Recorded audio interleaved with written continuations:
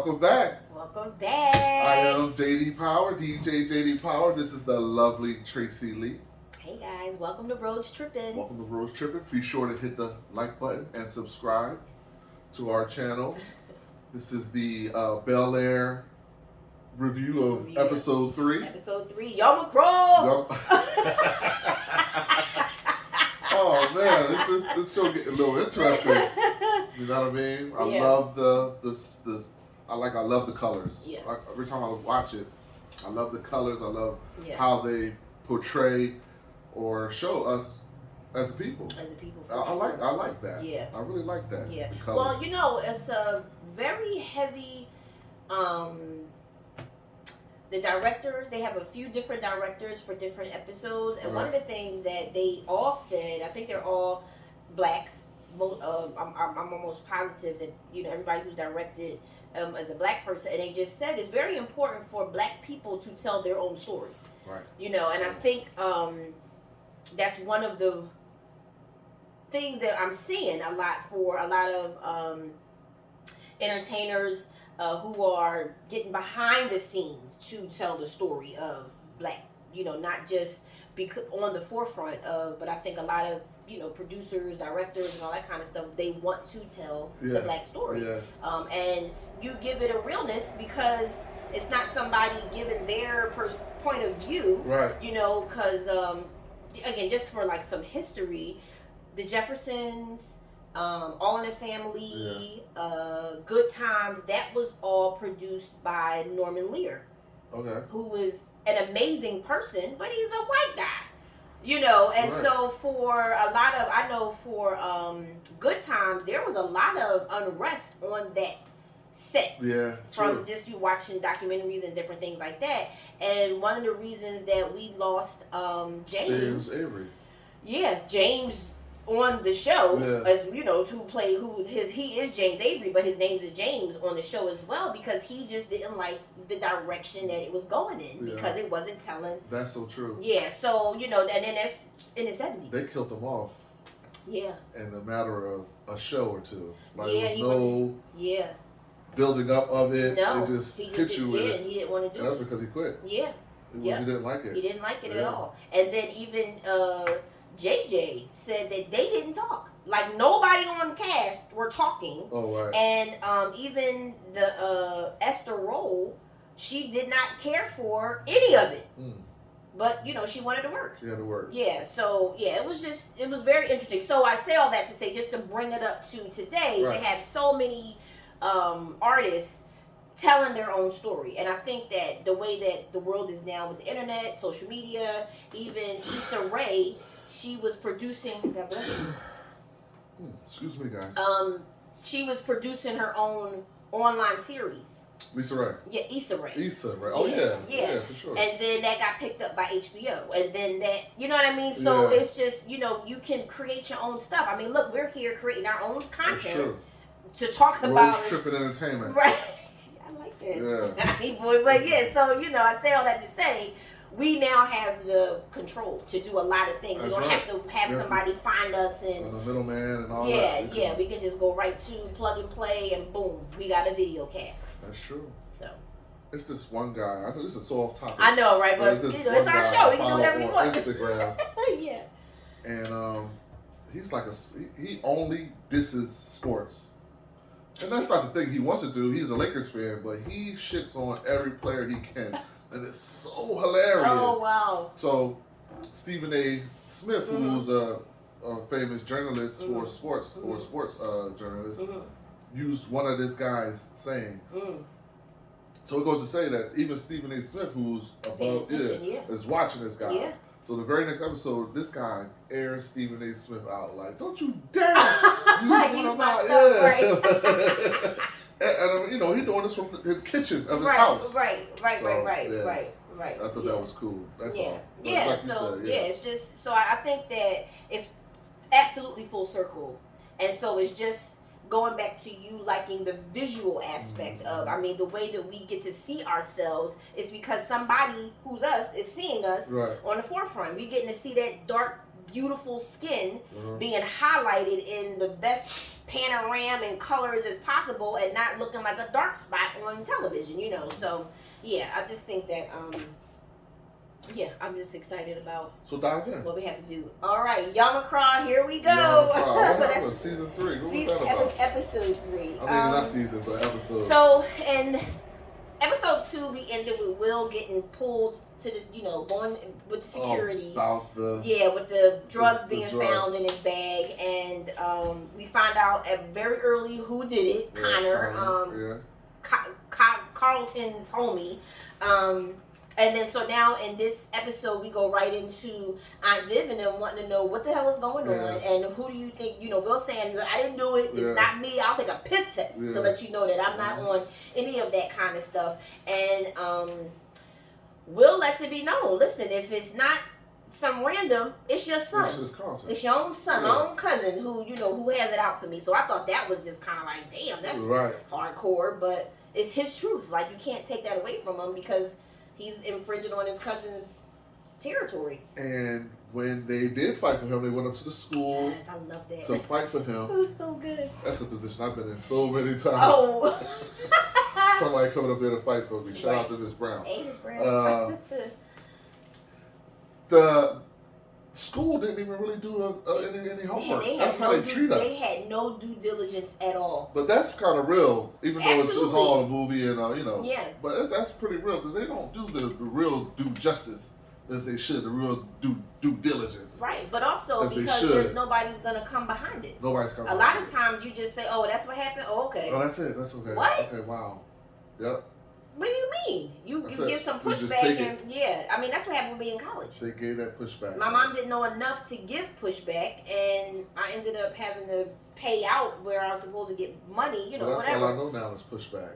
Well, yeah, that's true, and that's you teach me every day. Pushback. Yeah. You got to. Yeah.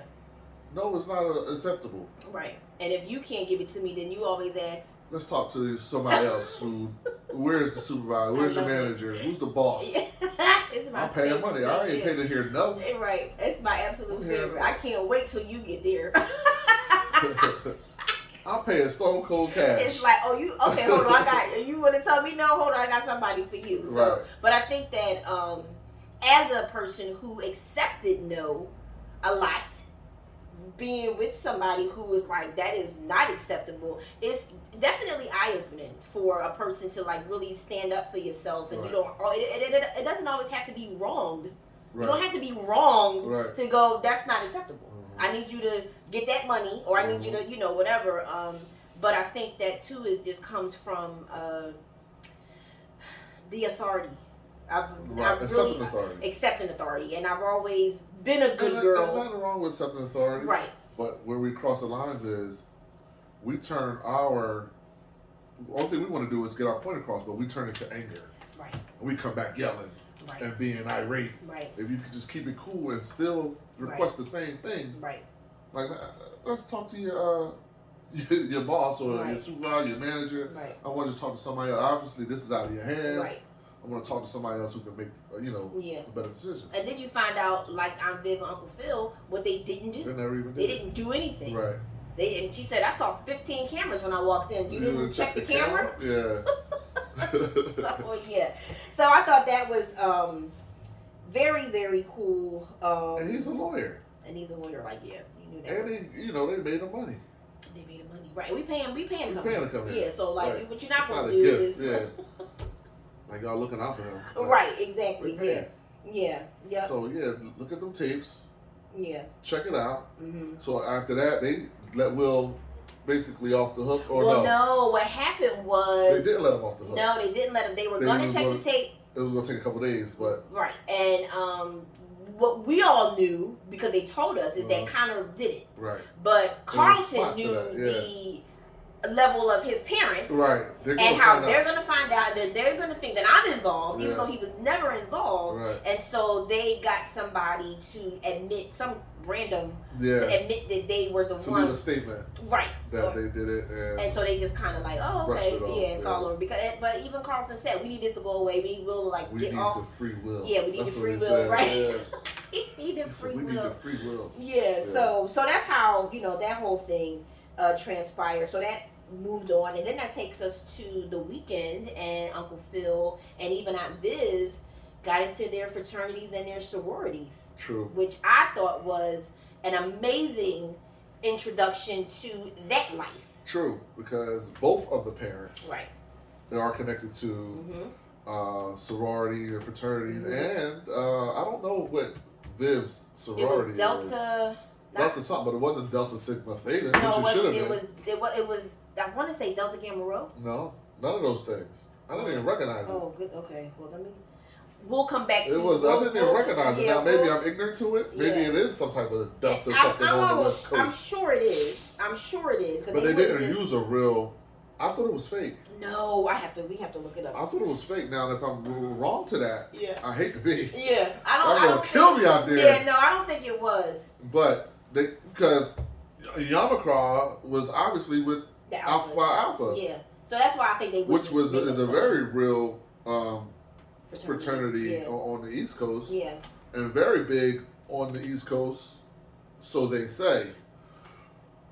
Nah, Alphas are everywhere. I know about Alphas, Ice Baby. You know, I went to HBCU. Right. But on my HBCU, they weren't, thoroughly represented. Well, I think that's in every chapter, every campus has representation in different ways. I know at my school, the Alphas were there, but they were not the most popular. Right. You know what I'm saying? So I think that it's just by school. And then, of course, I think sometimes, too, it's just lineage. If your father was an Alpha, then most likely your son or, whatever. So when you do find out about Viv's sorority, please find out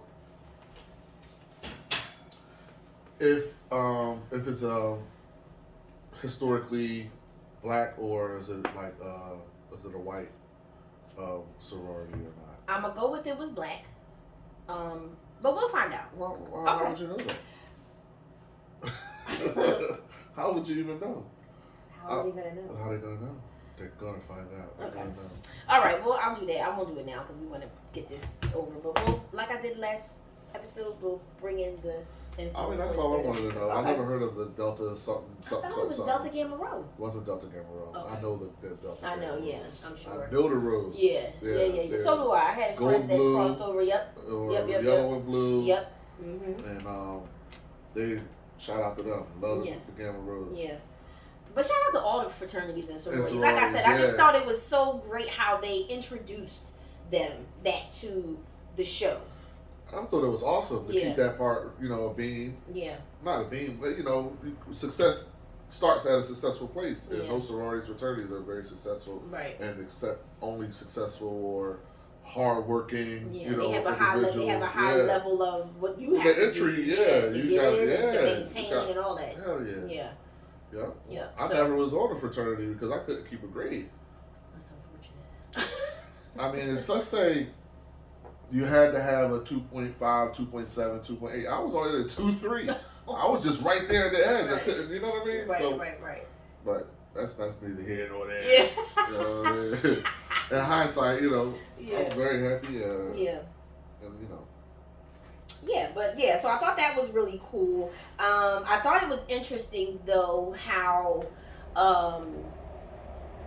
Uncle Phil's intention on going to the crabfish crawl or whatever it was called was kind of because he was out of touch with his people. He needed to kind of get the endorsement of this pastor who had one of the biggest churches in that. So I believe that that's like the realest thing ever. Like you get these people who, we don't have enough support. Let's go down to Dr. Waller, who's the biggest church in Philly. Well, one of the biggest churches in Philly, but I think that that's always a way to get the black support. If they're not going to the church, they're going to a union delegate or representative, or some type of huge, where people are gathered. And organized. And I think for black people, it's church. Definitely. That's the first place they go to. The first thing you want to get involved in is with the church or back into, or if you are a part of a fraternity or sorority, then you get back into, not back into, but you kind of go into that direction to put your foot back into the fold of the people. Yeah. Yeah. So I thought that was cool. Yeah. But they didn't like him either. I mean, they kept it real with him. They were like angry. They had attitudes with him. I didn't really understand why they wouldn't back their own brother. Well, because he was missing. Pridefulness. Well, he was missing. And they felt like I was saying, it was almost a usury. Now you're here asking us to do something for you, but you ain't been around to help with your roommate who blah blah. That was the. Yeah. So again, not to say that they should be supportive, but sometimes you gotta let people know. It came off like jealousy to me. It could. I agree. It came off like jealousy. Yeah, I agree. I'm successful. I made something out of myself. I'm off making something out of myself is the reason why I couldn't. Right. And that was his, and that was pretty much his standpoint, which again is understandable. But you are going out for public office, and now you need these group of people to help back you in your pursuits. If you were an active member, then it would be too easy for me to go Yamacraw for sure. Yeah. But now it's like, Phil, I don't know, you ain't the boy I grew up with, but then that kind of goes back to something we've talked about before, is the reverend and even the friends, they wanted a version of him that didn't exist. Right. And sometimes we hold on to our ideas of people because of, we grew up together, he was the basketball player. Well, what if I don't play basketball no more? I don't hoop no more. Right. That's all you knew me for? Or maybe I was the poorest on the block, but now I'm none of those things. Why you got to keep bringing that up? But that's not who I am anymore.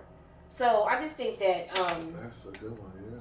Yeah, I just think that, you can really, if you wanted to dissect that for so many different situations, and of course, Uncle Phil, will facilitate a way for Uncle Phil to be brought back into the fold. Right. And then, even when Uncle Phil went home and told his wife about it, he's going to have continued conversation. But you got to rebuild that relationship. You can't just come up in here and ask me to do something for you when I ain't seen you in years. Yeah. We're not doing that. Right. So I thought, jealousy or not, it was a real, because they do come to the black neighborhood, to the black people for the vote. Yeah. But then when you get the vote, you off and gone. That's true. That's what they do. So that's something that's exactly what they do. It was real. I've seen it happen. Yeah. But we don't know what the conversations are. Usually the conversations are about what can be done for the pastor or for the church. Right. And then it's like, yeah. That's where the backdoor deals. Backdoor deals, yeah. So, it's just... Well, that was awesome, though. Seeing old Yamacraw get out there. Yamacraw! He's doing the steps. He can't even step. I know, it was so funny. You should have seen it. Look at it again. I know. They was cutting and throwing... he had to do a couple takes. Yeah. They throwing... what they call stuntmen in there? Yeah, I know it wasn't a stuntman. But no, listen, Erica from the drill team, right? Yeah. She sent me the video. Yeah, okay. From the drill team. She sent me the video because we used to do Ice Ice Baby. Ice. Yeah, and we got taught by a guy from that. Yeah. Ice Baby. Yep, Too Cold to Cold. I remember when I first heard it, and then when I went to college, I heard Ice Baby back. Right. In the teen days, and then when I went to college, that was their theme. Yeah. And I didn't never know that's where it derived from. Yeah, that's where it came from. When he came, the guy came and taught us that step. Ice Baby. Too cold. I didn't like that song. Ice Baby. From who? From Vanilla Ice. Why? It stunk to me. I hated that song. I always did. So when the kids was doing Ice Baby, I always put those two together. Like, they doing that corny stuff, that corny song. You know what I'm saying? So even when I went to college and seen the Alphas doing Ice Baby, I always used to think like, oh, good, right? but it's a history. This is terrible. But no shade to the Alphas. I love y'all. Don't think that I don't. Right. But that was my perception of it. No, true. Ice Baby, the steps, the song, and everything that had to go with it. But that's their thing. Yeah. Ice Baby. I don't know none of it, but yeah, it was nice though. I like all of it. But even then, you could see Carlton. He didn't like that. he's seeing how Will saw an opportunity to, you know, get in and then make this great connection back for his dad, and Carlton's sitting on the side like, what the hell is, like, what is going on? Yeah, it's the it's kind of the stuff that, you know, people, you know, when you got the swag, or you know how to get yourself into situations or get through stuff without, you know, that's typically the way that people do it. You know what I mean? It's like an underhand pitch to a certain degree. Yeah. You get what you want, but it's not particularly you know, the most ideal way, and that's what Will is good at. Yeah, true. That's what he's good at. Yeah. That's what a lot of hustlers or just people who are in tune with people who are in tune with, you know, the streets and people.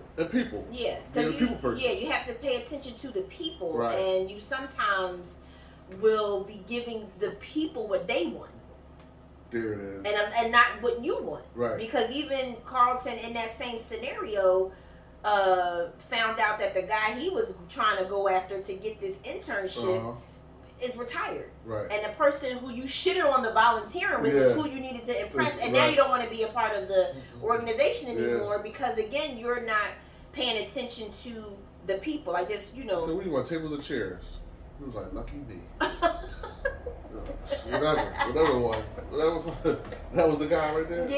Yeah. So he's now running that internship, and when they came home, he was like, I don't I'm done want with it. I'm over it. But that's, again, I think for me, Carlton right now represents humility, and he has none. He has no humility of anything right now, and that's what his character is really representing. Right. Because even Will, in the first episode, didn't have any humility in anything. Right. But then when he got out there and, you know, through recognizing different things happening to him, he had to humble himself. Even getting on the team, he had to humble himself. Well, you have to, but did he make the team? He did.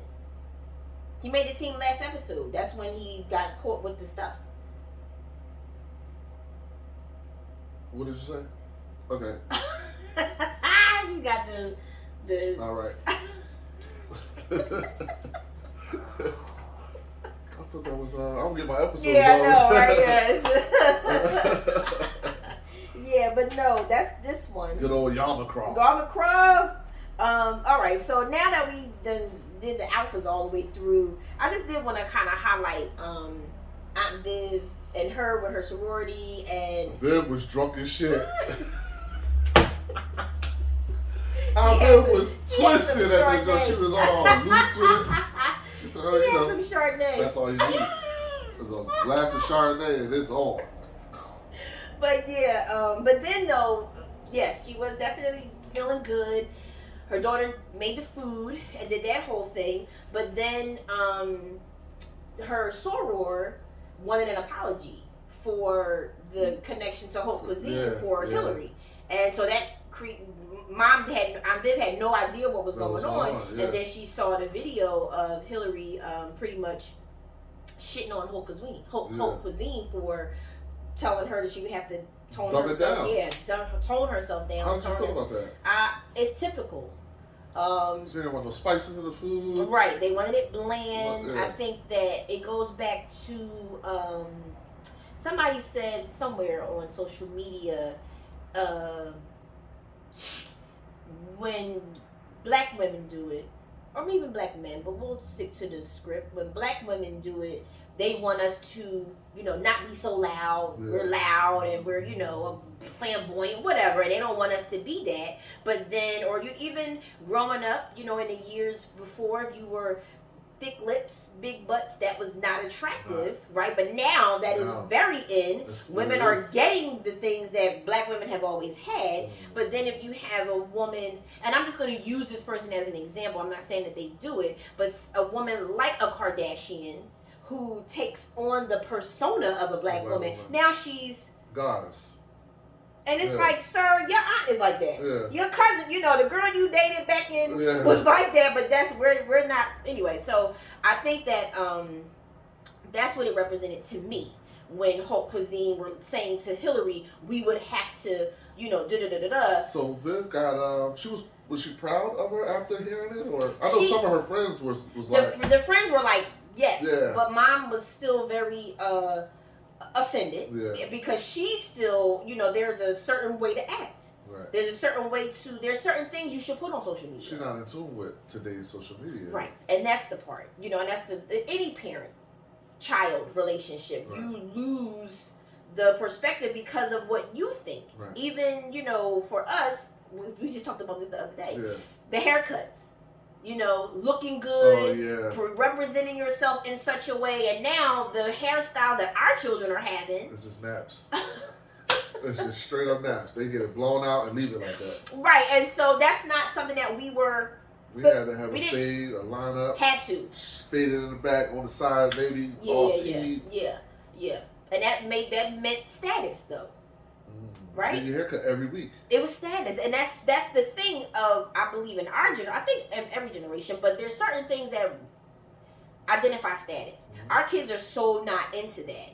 Right? Most kids who are into like J's and sneaks, and their parents were into that. Yeah. And they just, but if you let a kid pick what they want, they don't want $5 joints from Five and Below with the hard plastic bottoms. Sounded like tap I've shoes. seen this. I've seen this done. Yeah, but so again, mom was still embarrassed, which I can understand because I agree there's certain things that you don't air out on social media, but I'm not a millennial. Right? She's a millennial, and these millennials don't give a shit. True. They like, I can do it myself. I'm going to figure it out myself. I don't need them to, you know, pull me in or whatever the case may be. And so as a result, she didn't take the job. And she's going to go off and figure it out on her own. Which is, as a parent, I would be pissed. Because you got a job. Yeah. You know, and the only reason why you feel like you can do that is because you live at home. True. You know what I'm saying? In the pool house. In the pool house still, right? I didn't see what was wrong with her living in a pool house. No, I mean, I think that... Until she got it together. Mom had enough. Right. But again, it's almost, though, a little ungratefulness that you feel a kid is having when they're not taking heed to, like, mom put her neck out. Yeah. I got you that interview. Yeah. You know, and so for you to slap me in the face, then that's where, like, I'm done. I'm fed up. You don't want my help. So if you don't want my help, you don't get none of it. Then that's sometimes how... And she was on the alcohol. Right. So all the truth is coming out. You know what I'm saying? Coming out, yeah. But so going right into that, I think right now, though, Hilary represents to Aunt Viv, what does Aunt Viv really want? Because she's having an internal fight right now. Yeah. And they're slowly bringing that out by her friend. What's her name? Joan? I forget. The light-skinned one. Yeah, the light-skinned one. But yeah, she's kind of, you know, a representative of what she used to be because they made mention of how, you know, Phil was lucky to have you on his arm because she was a... They always they mention that a few times. You were the breadwinner and the go-to person. Yep, and the one that everybody wanted to see and everybody wanted to be a part of, you know, and all of that kind of stuff. So, yeah, you know, I don't know what it's like to be the part. What I'm lying. I do know what it's like to be the partner of a star, and I mean, I remember when you started to really take your DJing serious. I had to like ask myself, well, what the fuck am I gonna do? Because I didn't want to compete with your DJing, because that's what it was becoming. It was becoming a competition of, well, I didn't want to be at every party. I was not going to every party. You know what I'm saying? You went last 10 minutes. I'm out. All right, then. See you guys. Are you going to come pick me up later? No. Figure it out. But yeah, so, yeah. But as a partner, I think that you absolutely do get to, I mean, you figure, I don't know how old Ashley is right now, but mom is working, right? She's a art history teacher, professor, you know, whatever. But she's figuring out, does she want to get back into this art world for real? Right. You know, and so with the campaign and being a partner in that as well, you feel like, can I do both? Right. Am I missing? Am I not gonna? And then even Phil kind of had a look of, you ain't doing none of that. You're not doing none of that. Yeah. Yeah. Are So, you kidding? Right. Is this a joke? Yeah. So it's just Aunt Viv is really trying to find her place. And then we get into what I thought was the best part. What's that? The goddamn basketball game. Right. We go right into the basketball. So at the same time as the basketball game, Carlton has a lacrosse game. Yeah. And Viv, Phil, and Hilary go to the basketball game first. Yep. And Will is kicking ass. Yeah. Yep. So in the middle of that game, what happened? Well, Carlton, he realizes over at his game, nobody's there. Nobody's at the beginning of the game, which I thought was kind of some bullshit because... Why wouldn't they go see their son first? Not even that. No? Mom, you go see Carlton. Dad'll go to... Y'all could have just split it up and then swapped it out. Yeah. And none of this would have been an issue. But clearly it's television. You know what I'm saying? Right. But that was absolutely not realistic. I mean, as a parent, if Micah has... And Mike has, we got the same building. Right, you go this one first, and then so they can at least know that support is there. But yeah, so Carlton, he loses it. Oh, and he goes down from gets ejected from the game. He cussing, and then he gets into the locker room, has a whole anxiety attack, starts snorting. I can't believe they got this kid snorting I know, it's on TV. so hard to watch, yo. I don't care what the It's drug so is. hard to watch. He's supposed to be 6 or 17 years old. He's doing hardcore drugs. Anxiety, it's so hard to watch. Maybe white problems. White drugs, white problems. Yeah. You ain't gonna blow a Dutch.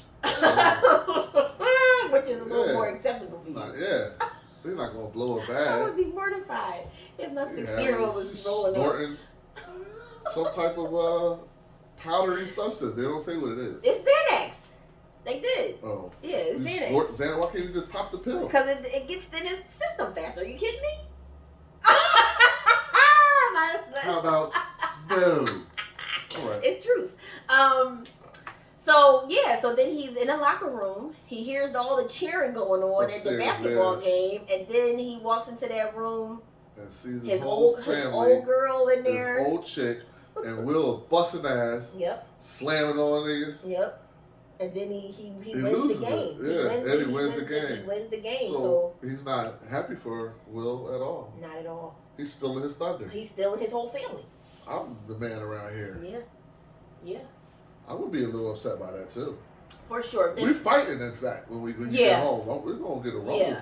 I'm surprised that wasn't what the next shot was, but also I'm surprised that nobody saw him there. Right. And nobody's like, oh, Carl, come on. Yeah. Or even the concern on his face. Oh, Carl. Right, because it was wrong. Yeah. It was nobody's. Now Lisa, she can do whatever she wants. That's not your girlfriend or whatever. Yeah. But mom and dad, y'all had to split that time. Right. You had to, because Will is new, and you want to be careful of how you ingratiate the new and still keep everybody okay. Clearly Hilary is not concerned because she's older and she's off. Right. Ashley's not a concern because she's the baby and everybody has their role, but you a son.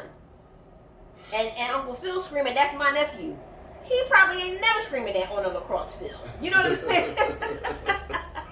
And then even they said in the last episode, Uncle Phil said he got the court up for Carlton, but he never pursued. Right. Yeah. So it's just a lot of little things that I just thought that mom and dad absolutely dropped the ball on that. They needed to split that time. Yeah, amongst, they did. Yeah, the especially kids. going through it right now. Right. Yeah. Yeah, it's still new. And they're still kids. Right. They need your undivided attention. They do, and they need to be reassured constantly. Yeah, they just constantly.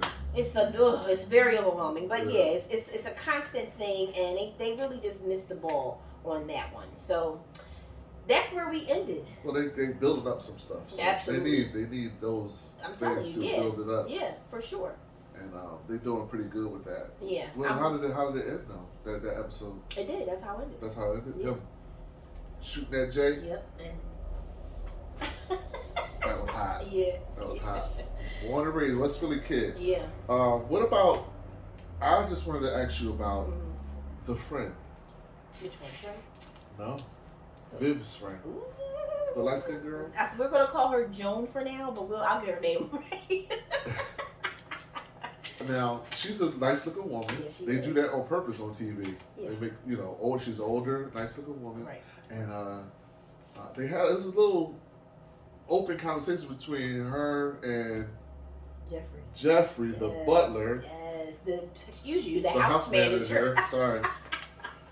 And he compliments her. You look good. And she's compliments him. She said, "Hey, Jeffrey."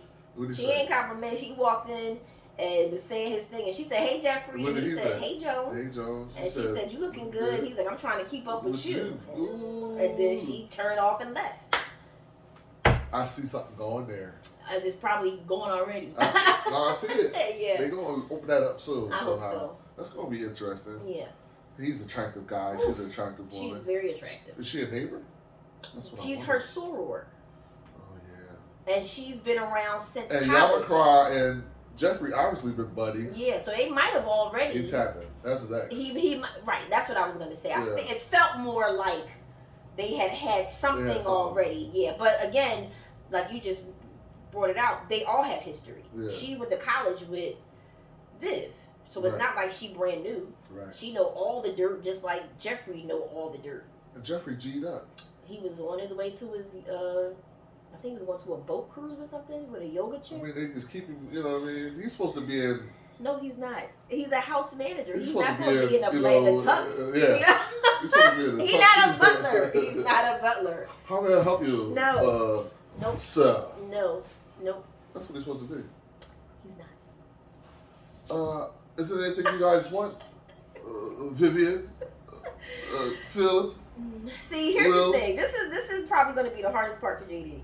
It's not Fresh Prince. It's just Bel Air. It's Bel Air. It's totally different. No, it has to pull you out of all comedy that. show. Yes, it's none of those things. That's why I believe you're going to be doing them 10 push-ups at the end of this season, because they not throwing Jazz out. You already think that Jeffrey is messing with Joan?